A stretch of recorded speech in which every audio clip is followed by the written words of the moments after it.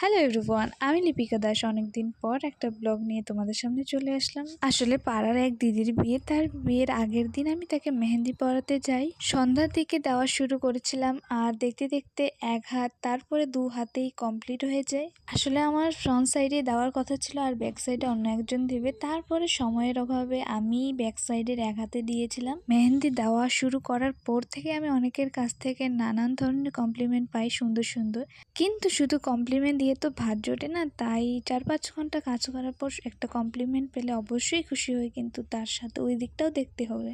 যাই হোক, বিয়ের দিন দুপুরের দিকে একটু গেছিলাম বিয়ে বাড়িতে, আর গিয়ে দেখি যে বৃদ্ধি লুকের ফটোশ্যুট চলছিল। ফটোশ্যুট শেষ করার পরে দিদিটাকে শাখা পলা পরানো হয়, আর এইদিকে মেহেন্দির রং কি সুন্দর গাঢ় হয়েছে।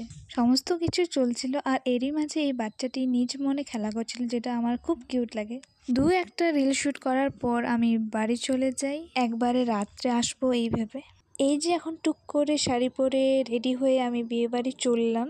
আমাদের বাড়ি থেকে বিয়ে বাড়ি 1 মিনিটে হাঁটা রাস্তা। যাই হোক, দিদি আর আমি চলে গেছিলাম বিয়ে বাড়ি, আর এই হচ্ছে আমার ফাইনাল লুক। কেমন লাগছে অবশ্যই কমেন্টে জানিও। বিয়ে বাড়িতে পৌঁছানোর পর বউয়ের সাথে একটা ছবি তুলে নিলাম। তারপর দিদি আর আমি কিছুক্ষণ বসে থাকার পর খেতে চলে যাই।